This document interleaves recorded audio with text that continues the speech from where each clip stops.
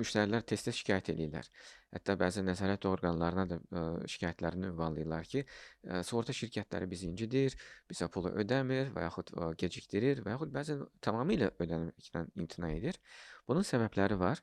İndi biz nə qədər desək ki, sahibkarlar və yaxud vətəndaşlar müəyyən bir qaydaları pozur, bəlkə xoşumuza gəlməz, amma sığorta bir müqavilədir. Və müqavilədə göstərilən bəndlərə və şərtlərə əgər sahibkar və ya vətəndaş riayət etməsə, bu sığortaçı üçün, sığorta şirkəti üçün imtina etmək üçün bir səbəb və əsasdır. Adətən, yəni öz təcrübəmdən deyə bilərəm ki, 90% çətinliklər sırf bununla bağlıdır. Çünki biz müqavilələrindən tanış olmuruq, oxumuruq. Düzdür, indi bir vətəndaş olaraq mən də istəyərdim ki, müqavilə bağlayanda oxumayım və tam rahat əminliklə güvənim ki, sığorta şirkəti nə olursa olsun, başıma nə hadisə gəlirsə gəlsin, pulumu ödəsin. Amma təəssüf ki, bu mümkün deyil.